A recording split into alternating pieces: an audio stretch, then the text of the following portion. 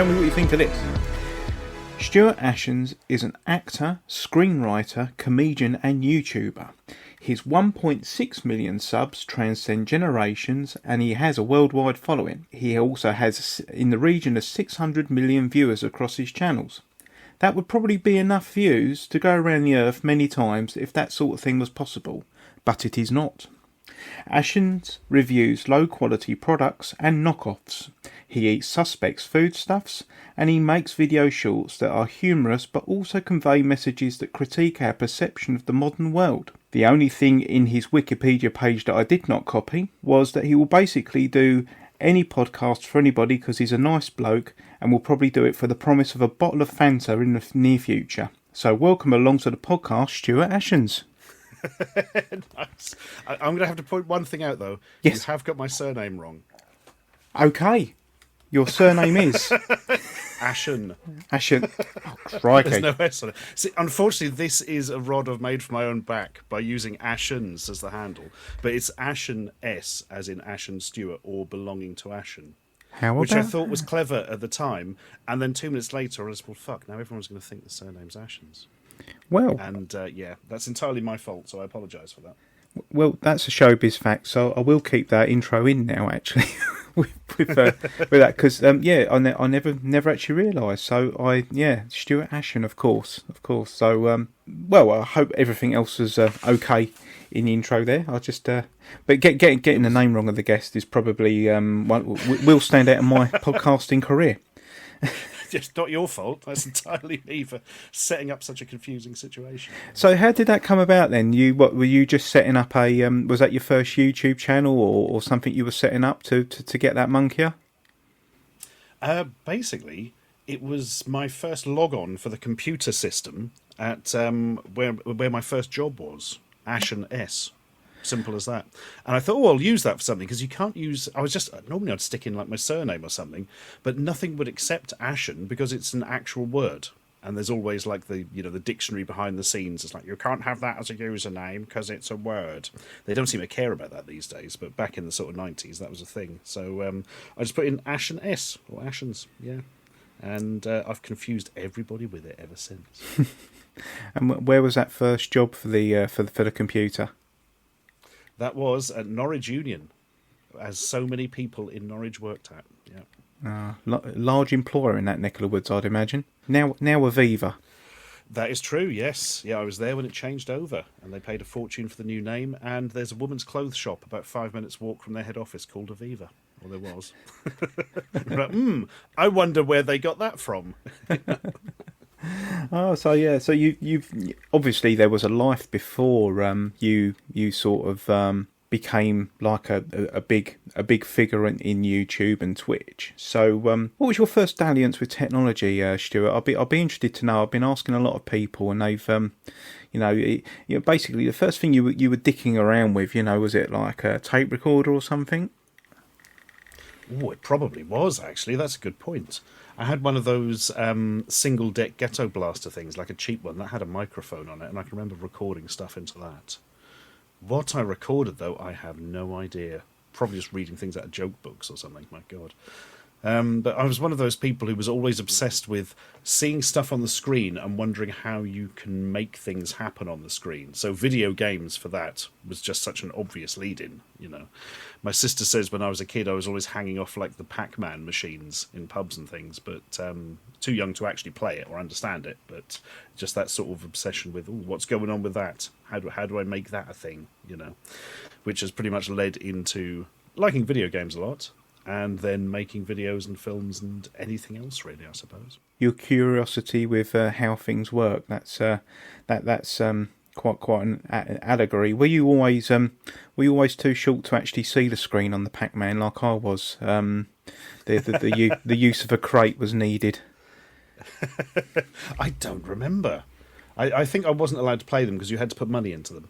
So that was the end of that. But then when we were a bit older and I could actually go to like the arcades at Great Yarmouth and stuff, that was a very different situation, because obviously back in the day the arcades were everything. They had all the games that you couldn't get at home, And if you were very lucky, 3 years after their release, you'd get some god-awful version on the Spectrum, which half the time wasn't particularly playable or accurate to the original. So, yeah, going to the arcades was big stuff. I completely agree with that. Being brought up in a seaside town myself, and owning a Spectrum, you had the disappointment of losing 10p every 4 seconds on the machine. Then you had the added disappointment of actually loading it up on your Spectrum, as you know, like Bubble Bobble as your birthday present, and being completely underwhelmed by it. To be fair, I think it's like actually a bit of a curse to be close to the real machines. Do you know, I would put Bubble Bobble down as one of the better conversions, actually. The Specky plays that pretty well. Chase HQ being possibly the greatest. I don't know. R-Type's pretty good as well. And then once you get away from those... Although somebody made a case with me the other day, and I think they might be right, that Renegade on the Spectrum is one of the best arcade conversions ever made because it's better than the arcade machine. It's actually far more playable. They just tweaked it to the point where it's more fun to play. But then does that make it a worse conversion because it's not accurate to the original? Oh, I don't know. Yeah, no, it's quite fascinating. In fact, Renegade, if it was... never actually saw that machine down where I was. I saw many machines, but Renegade never actually made it down in any way at all. But I was equally impressed with the graphics on that on the Spectrum, and Target Renegade wasn't too bad either when I got it to work.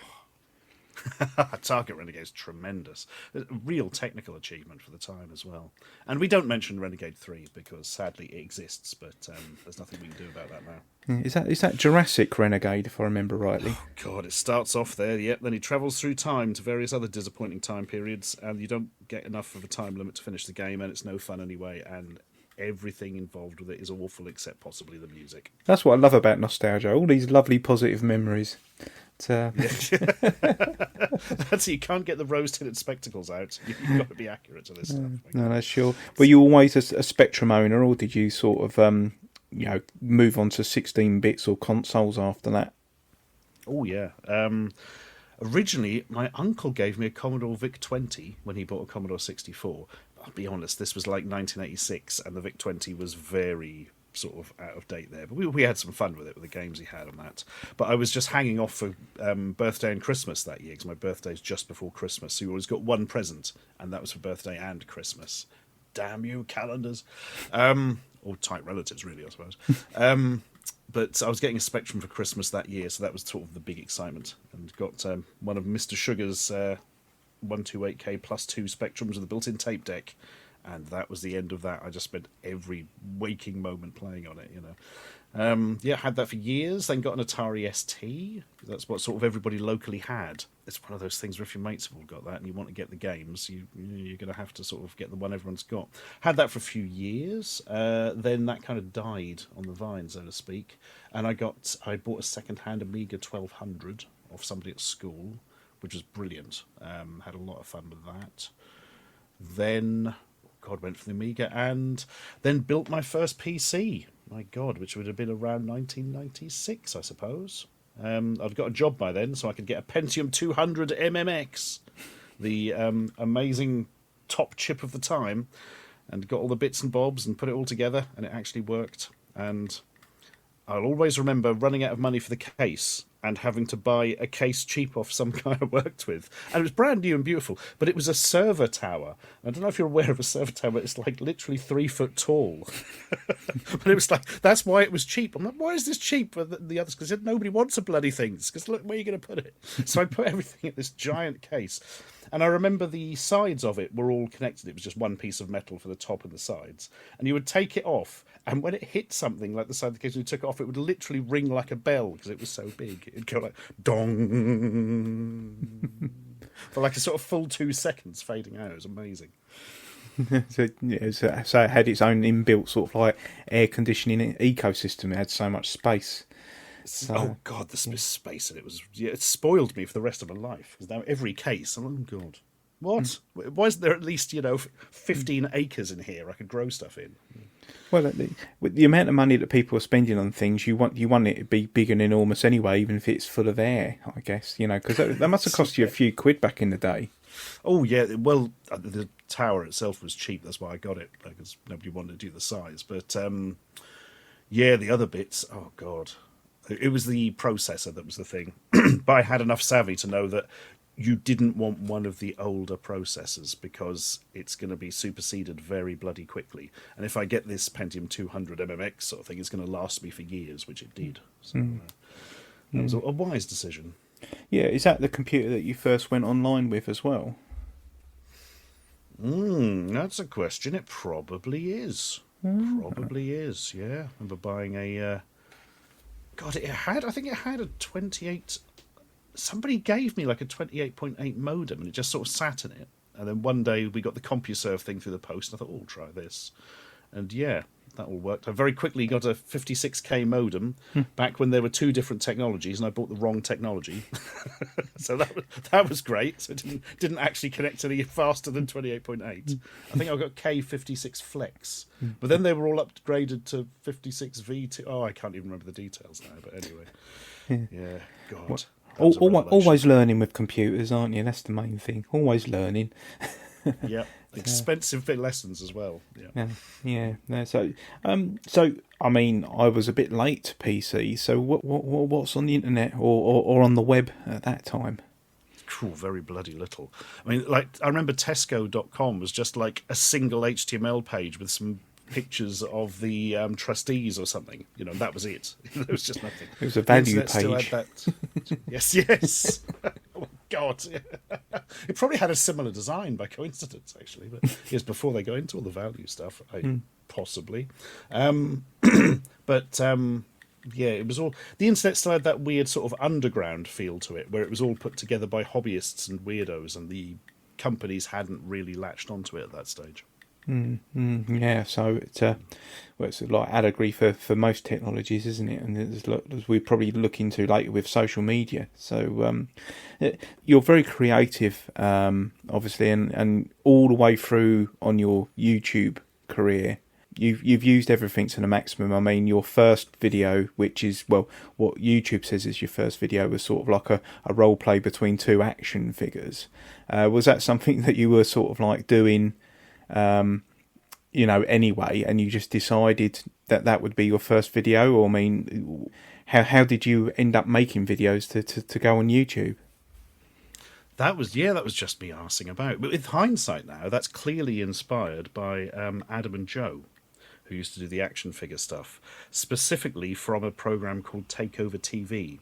And I hadn't put this together until fairly recently, when I was thinking, oh, remember Takeover TV? Oh, yeah, Channel 4. People would send in like VHS tapes, and then it was mostly presented by Adam Buxton. So he would like do one with Joe Cornish, so it'd be an Adam and Joe thing in it, blah, blah, blah.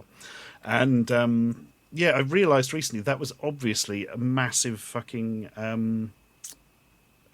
sort of inspiration for me, hugely so, and it just never clicked to me. I can remember recording like all the episodes and watching them over and over again, particularly the first episode for some reason, and I'd totally forgotten about it. And then I was looking into it for some reason, and it just all came flooding back to us like, oh my God, that is totally what I was aping in the first couple of YouTube videos. When you made those videos, I mean, you'd have never known that you'd be doing it after all this time now with so many views.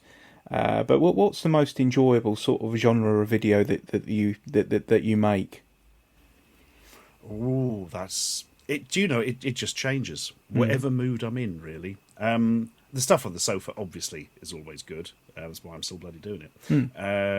I enjoy sort of more deep dive type things, but I don't do them very often. Partially because I do too much bloody research and it takes forever. And I've got a series of something I'm going to put on Patreon soon, actually. I'm quite excited by those. But it's taken me 2 years to get the information, and it's something nobody will care about. It's just so absolutely stupidly niche. But that's the great thing about Patreon. You don't have to worry about views or getting hit with a copyright hammer because you used 1 second of a fart noise that a rapper happened to have sampled once in 1997. You know. You sound like you speak from bitter experience there. Oh God, yeah, that happened very recently, actually, with the PlayStation startup sound. Oh right, yes. I put it in a video. And everything, especially for this type of video, the longer ones, I put up on a spare channel first, And it's like, oh, yep, good, right. That hasn't been hit with the copyright thing. As soon as I put it on the main channel, bang. What's his name? Frank Ocean had apparently used that noise in one of his tracks, and so the auto system jumped on it. But I noticed it didn't jump on it on my secondary channel, which doesn't have as many subscribers.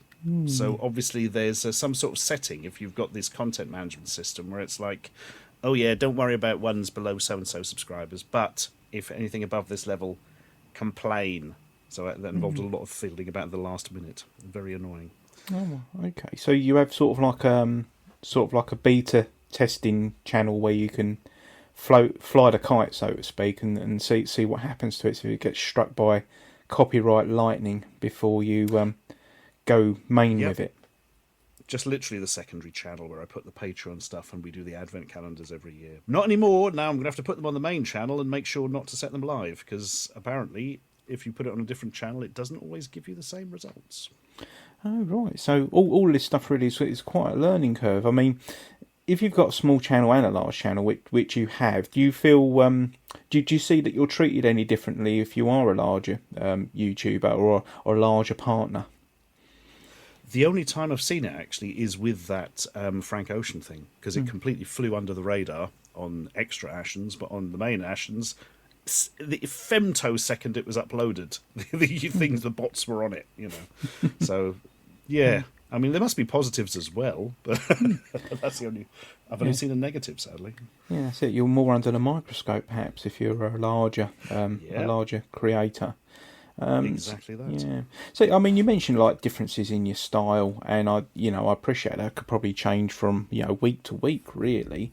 But are there, when you look back, are there things that you'd go, oh yeah, I certainly wouldn't do that again, or anything where you go, oh, I need to do that type of thing more? Sometimes you will stumble across something that you really enjoy doing and the audience like, because that's the trick. It's the old thing of, you may do something which gets a huge number of views, but if you didn't really want to do it again, you're going to end up in a bad place if you try forcing them out, So for me, you've got to have that crossover between, oh, that was fun, but also people were watching it. Although, admittedly, if I will tend to do things again if I found them fun, even if people weren't watching them. But that's just me. I don't really get into the whole sort of deep dives into the stats and stuff. I try and avoid that.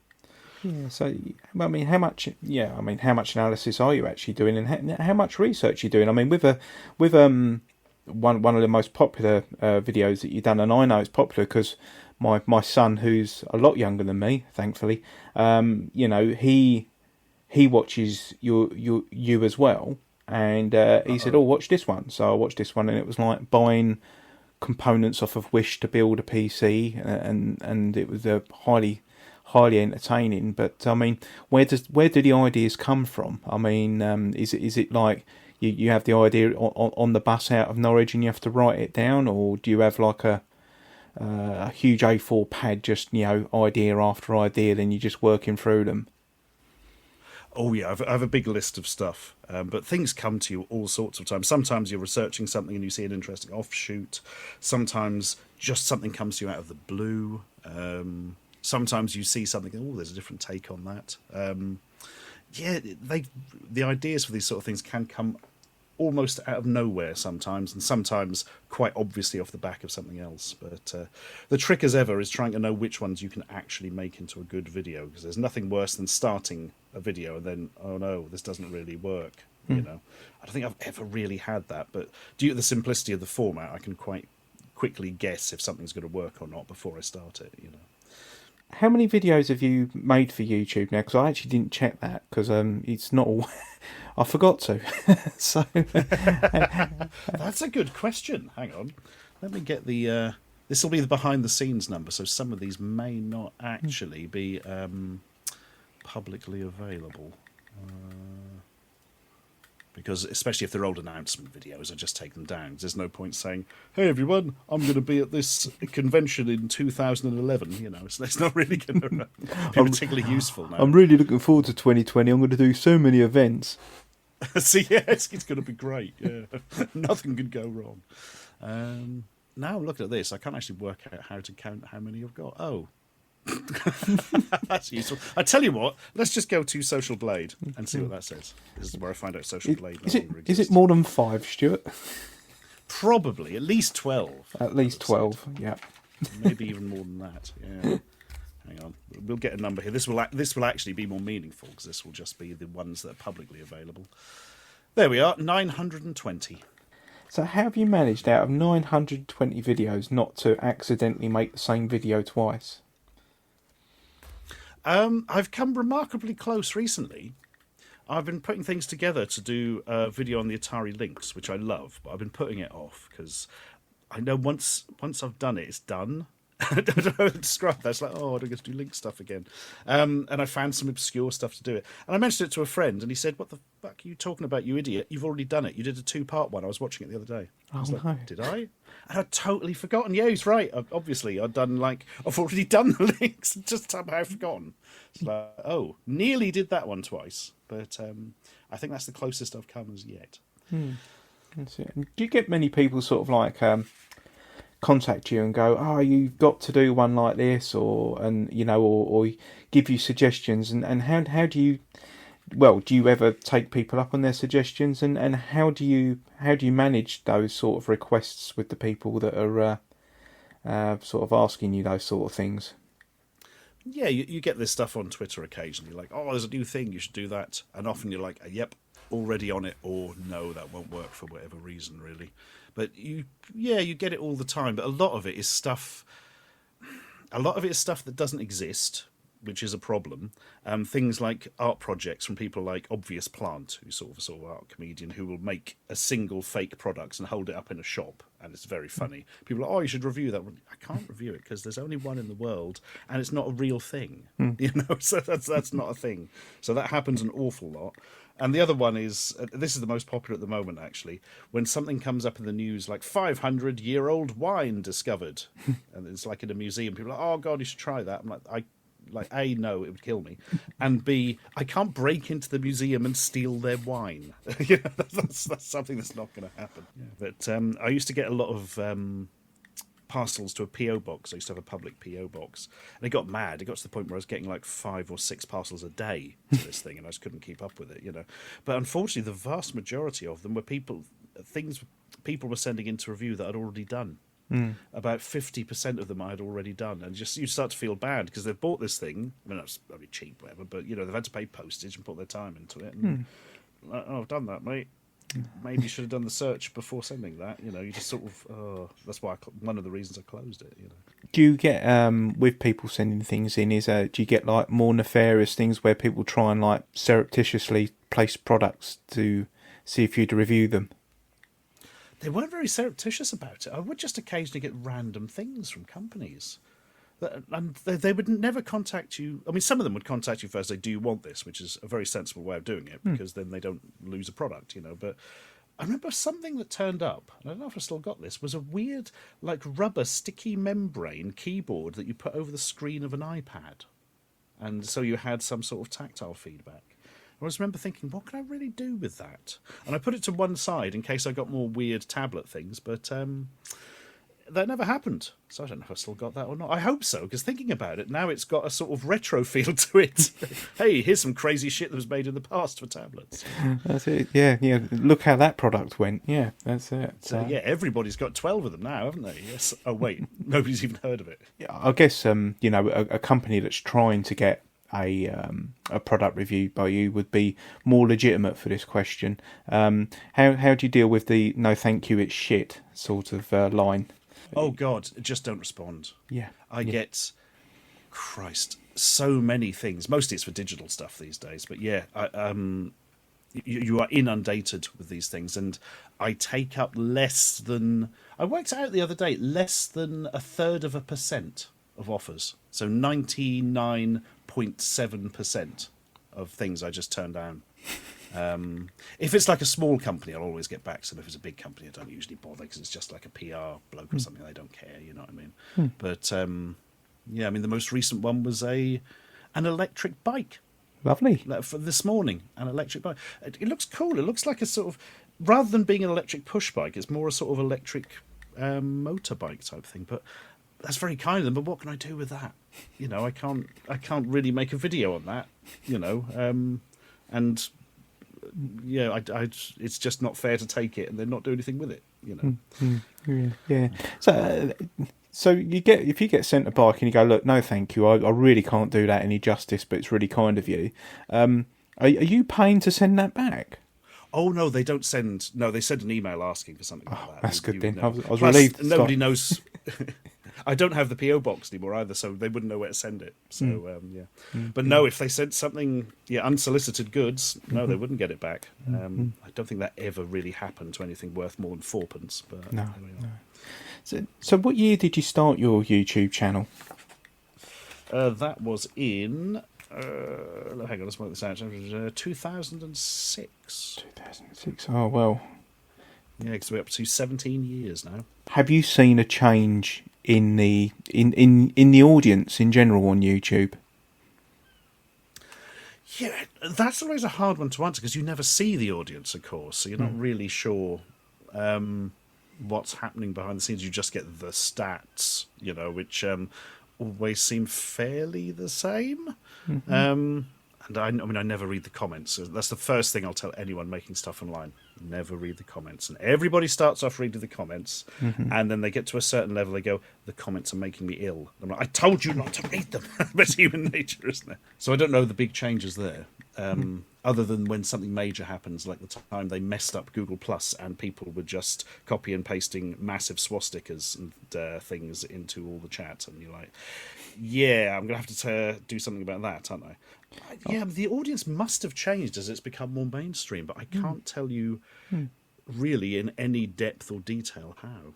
Yeah, it's just an interesting thing that I was thinking about was that if you're a subscriber in 2006 and you're still subscribed now, you're 17 years older.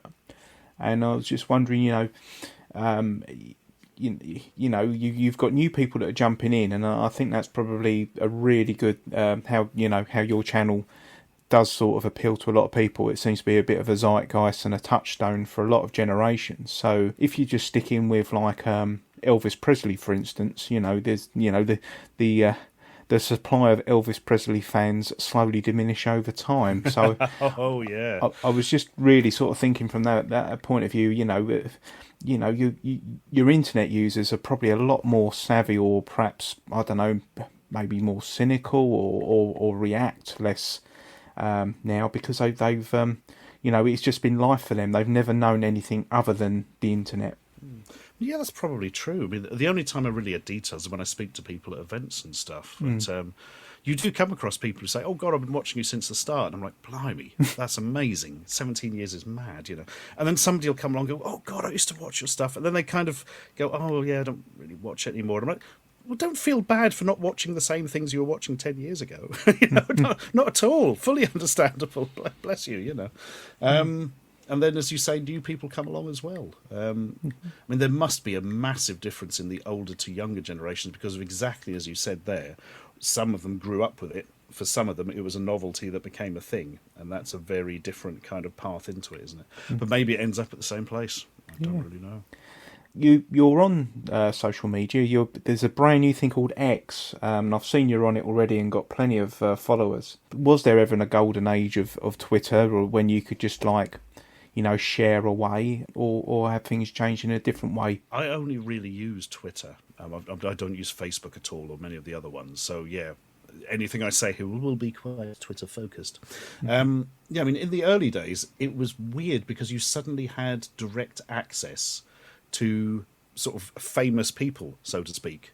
And you could say things to them and they'll go, oh yeah, cheers, I'm glad you like that. Or, oh yeah, when we were making so-and-so film. And you're like, bloody hell, this is astonishing. I've just got a bit of trivia about a film I like from the director.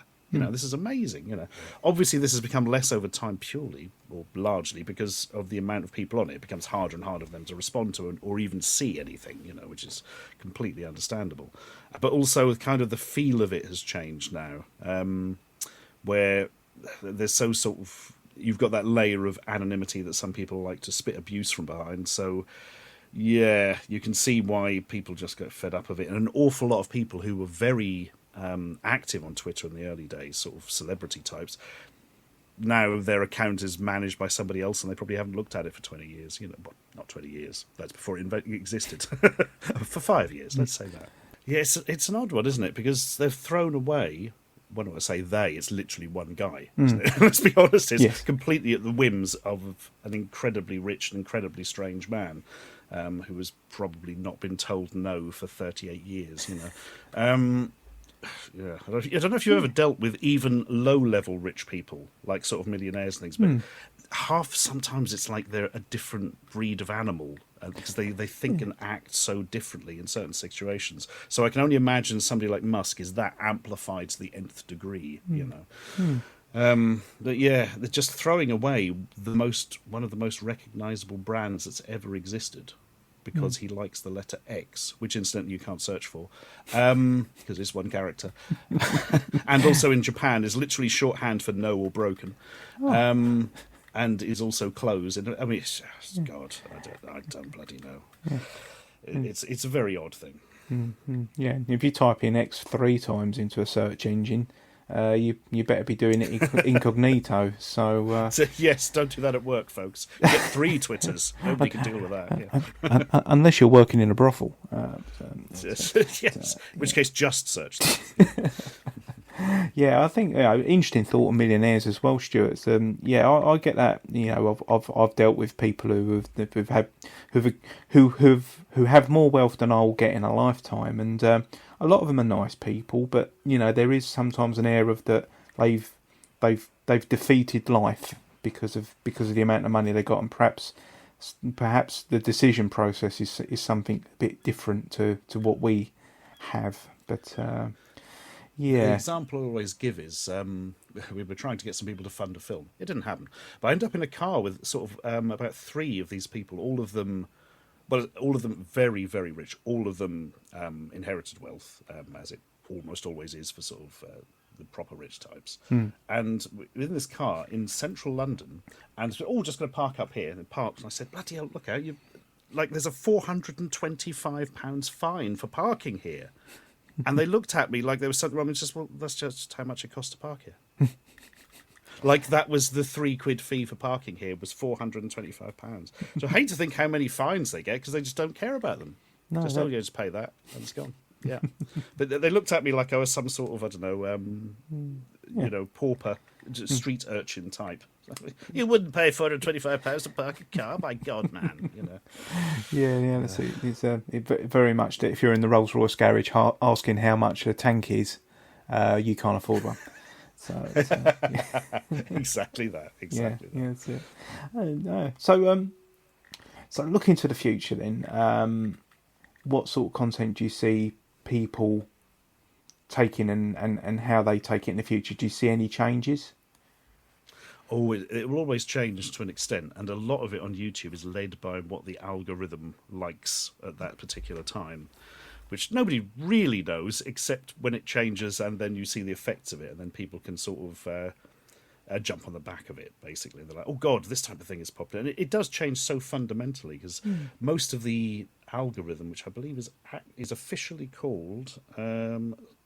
I can't remember the name of it. We always used to call it search and destroy, but it's something like search and promote. But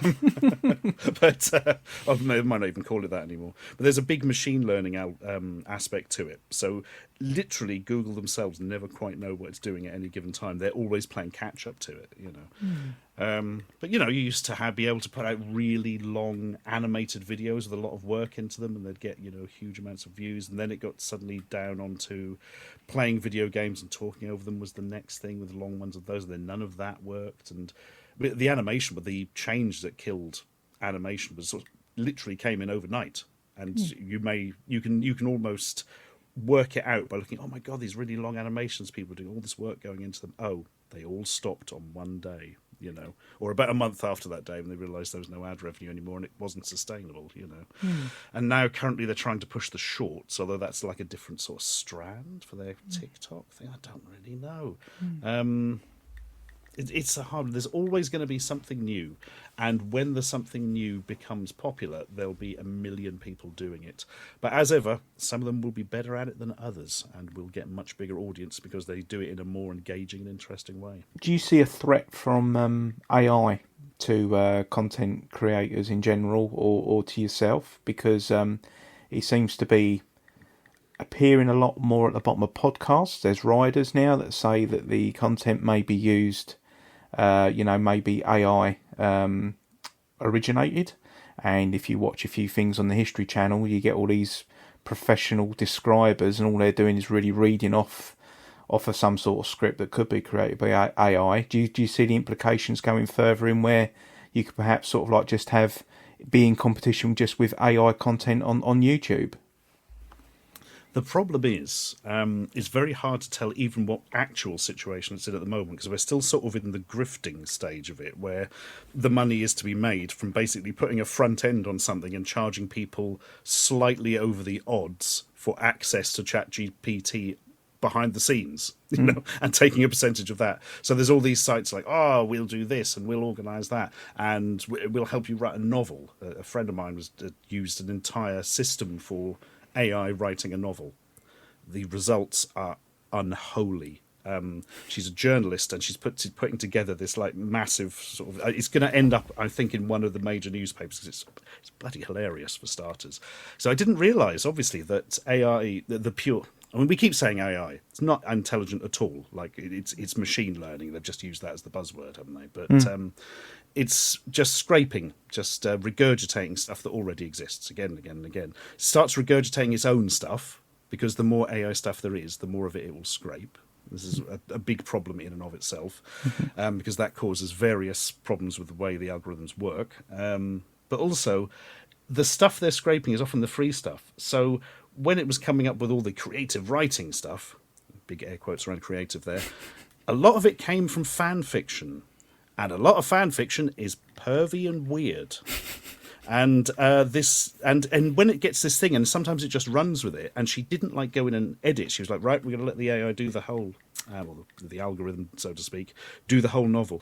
This novel takes a turn, and I haven't seen the latest stuff, but apparently it's absolutely unbelievable. It's basically turned into what may be a fetish novel, but the fetish is so obscure and makes no sense that she's not actually sure, and she's got pages and pages and pages of it.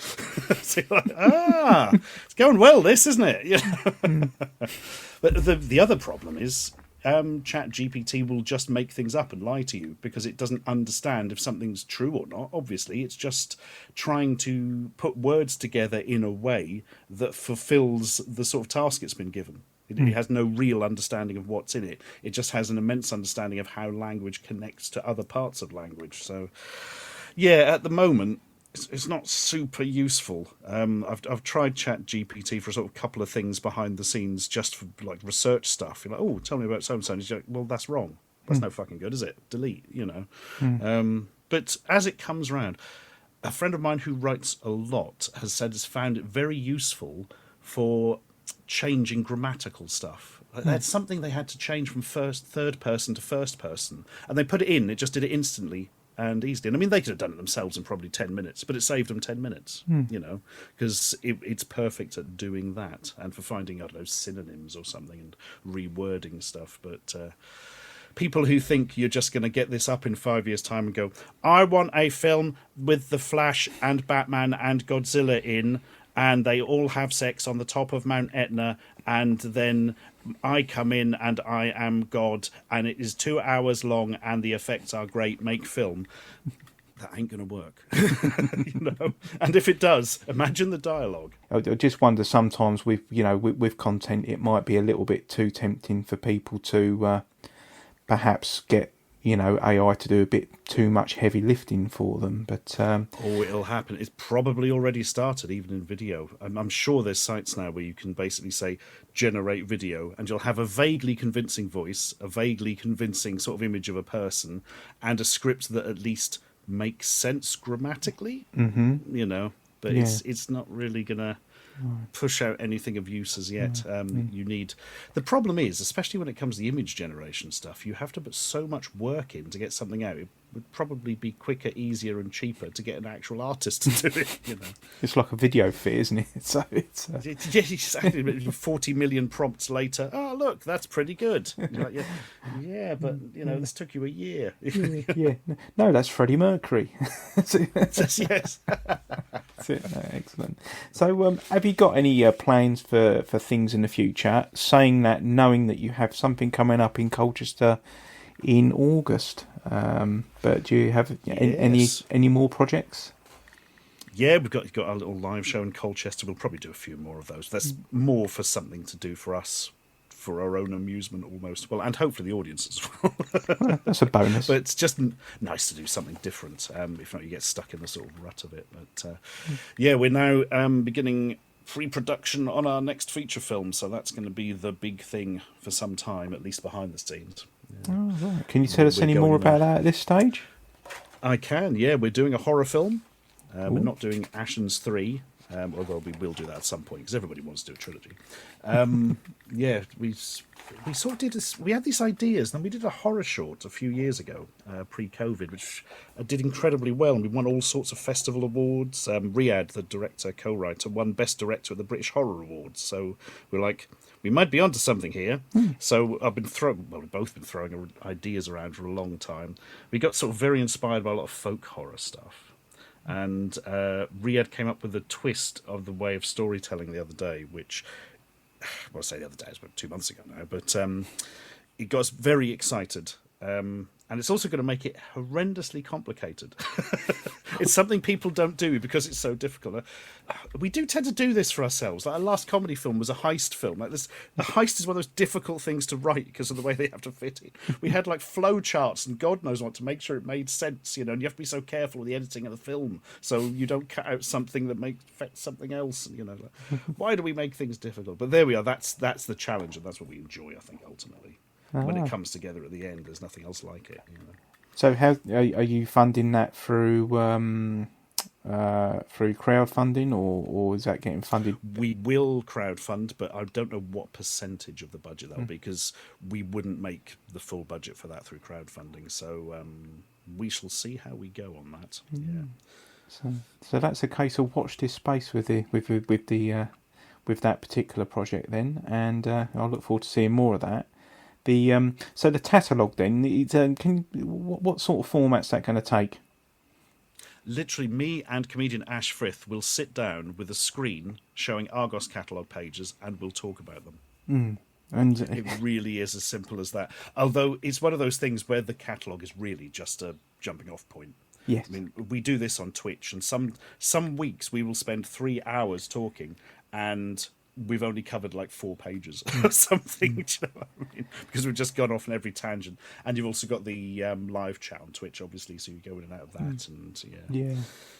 How do you keep up with the comments on your Twitch channel? I mean, they seem to go at about 1,000,000 miles an hour for me. I'm not sure if that's because I'm trying to watch it on some outdated technology or whatever. But how do you keep up? I've never really had a problem. It's never quite reached the level where I couldn't keep up with it. Maybe sometimes for very short periods, but it's still not quick enough to completely throw me off as yet. So I think we're sort of at that level. But I have seen, obviously, I've been in like the big Twitch streamers things, and like you can't see anything. It's just literally flying up the screen. You're like, bloody hell, No wonder people are paying money to be seen by them, because it's not physically possible for them to read the messages if not, God. So is that how the model works? Because I think I get a Twitch subscription with Amazon Prime. So what would that do for a subscriber? Basically, the most important thing for the subscriber is, one, it gives money to the person you subscribe to, so you've got the sort of support of it there, and 2, turns off all the ads on that channel. Right. So how do we go about subscribing to your Twitch channel then, Stuart? You would go to twitch.tv/Ashens and press the subscribe button. But please watch a few streams first to see if you like it, because it's weird. Well, I can vouch for that, but it's good weird. It's weird in a awesome type of way. So that's something I enjoy. And Tatalogue in Colchester. I think is it the 25th of August? I can't remember precisely. I think it's around about that sort of time. That's a good question. Hang on. I'm going to double check. And see if you've got any tickets left while you're at it, because that's what I'm going to ask you. Ooh, I'll have to check. I think it might have sold out, because it was a nice price at a good sized venue. Yes, it's basically at a gaming cafe. where are we? It's 25th of August, 8 p.m, Friday, 25th of August. And I can now live check the amount of tickets left right at this second. There are 5 tickets left. 5 tickets left. If you go to tatalog.ashens.com. Tatalog.ashens.com. Yeah. Well, unfortunately, it may have sold out by the time this podcast goes up. But never mind. So with the films, what are your main influences? What did you grow up watching? Oh, I loved Monty Python. Monty Python was huge for me growing up. Big fan of the sort of Spielberg films when I was a kid. God, everything. Just really liked films. So an awful lot of different sort of inspirations there. And TV-wise, Monty Python was great and was always being repeated, so that was handy. The Day to Day is one of my favourite things ever, called sort of news piss take. Yeah, that might be my favourite thing. I do love anything that's a proper parody stroke satire of an existing format that works really well and is a bit surreal. So Look Around You is absolutely fantastic as well. That hit that on the head. The Day to Day is the best. Anything along those lines is my absolute favourite kind of stuff. But I do enjoy some sitcoms and stuff as well, because Christ, when we were kids, we watched whatever was on telly, didn't we? Because, you didn't have that much of a choice. Oh, absolutely. I always remember sort of like whatever was on at 9 o'clock on Friday night on Channel 4 was always the thing, wasn't it? It was Cheers and then Roseanne and things like that. And then you had Whose Line Is It Anyway afterwards. And, with only the 4 channels, you're either sort of like a pseudo-intellectual watching Channel 4, or you were really into gardening on BBC 2, and that was about it, really. Your choices are Monty, Don, or the Dangerous Brothers. Yeah, it's a bit different, really, isn't it? Yeah, and this is Vim. I remember that. That was brilliant. I even ended up watching a few more episodes of 30-something the other day, which was, you sort of like, maybe I get it now. I'm like close to 50-something, but no, I still don't. That was one of those things. 30-something. I remember seeing that and thinking, "Oh, that sounds old." And yes. Now I'm like 10 years beyond that. And I know. Yeah, very much so. Yeah, it's all a bit.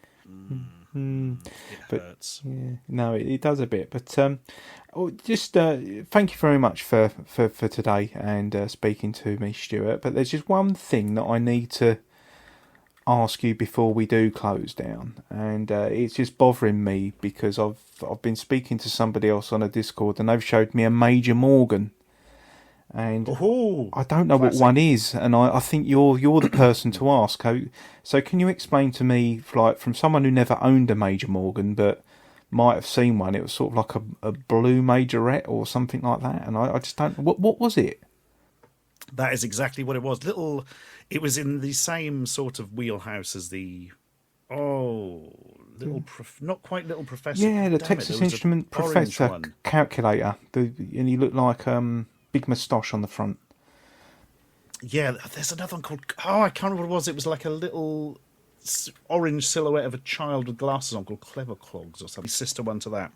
Major Morgan is effectively a music toy for kids. Basically, every different button on it is just a different note. It is as simple as that. It's like a keyboard where the keyboard is weird letters and numbers. And you would put little overlays on it with colours on, and then you would look at your sheet that would say, to play London Bridge is Falling Down, press the colours in this order. And it goes beep, beep, beep, beep, beep, beep, beep, beep, beep, beep, beep. And that was Major Morgan. Yeah. Oh, thank you so much, because I've never actually encountered one with a battery in it. I think we had one at school. But it was just always looked a little bit battered and in a lot of ways in a poor state. But yeah, so I sort of dived in saying, it's a bit like the Professor calculator, because I was given one of them as a child. I was about sort of like 5, I think. I figured out I was terrible at maths and took it apart. You see a picture of it, but not really understood what it did. Yeah. Well, speaking of Argos, it's actually you can sort of like date stamp an Argos by its thickness, can't you? You know, it's sort of like the more you got into the modern years, the thinner the catalogue got. Oh God, yeah, I spent hours with the sort of 80s ones just looking through the bloody toy pages again and again and again. I think anyone from that era probably, you can as soon as you see that page, you're like, oh God, yeah, I must have spent 3 hours looking at that. You know, Yes, yeah, madness. that's it. Speaking of length, I've got one here from autumn winter 1997 leading into 98. It's over 500 pages. I hope we'll find out what they're selling when I go to the venue in Colchester, Stuart. So, and are you asking anyone to bring their catalogues in, or is it sort of like no, don't bother? Oh, we'll provide that because they're so bloody expensive now. Old Argos catalogues. Are they really? Real pricey on eBay. Yeah, I don't have a single original one. They're all scans. Yeah. That's probably a good note to round off on. Then, if anyone's got an Argos catalogue underneath their underneath their bed, propping their bed up, they could probably sell the catalogue and buy a new bed. Exactly that. That's excellent. Well, thanks very much for joining me today, Stuart. I really appreciate it, and hopefully I can speak to you again at some time in the future. Thanks very much, Phil. Thanks again to Stuart for agreeing to be a guest on the podcast. And the music you're listening to on this podcast is from Mr Nissness and his VHF album. You can get him on mrnissness.bandcamp.com. That's MRNISSNESS, as in business nissness. And don't forget, you can also join the Discord. If you want to leave any thoughts or anything, you can do there, or you can find me on Twitter at TeddyTechStar. I hope you do enjoy listening to these podcasts as much as I do making them. It is only a hobby, but if you do want to get a coffee, that'll go towards the hosting costs. You can do so. Dr. No Vocal Cords and Meat Lotion have, and thanks again for their support. By High No Limit was presented by me, Carlos. And remember, until next time, keep it blocky.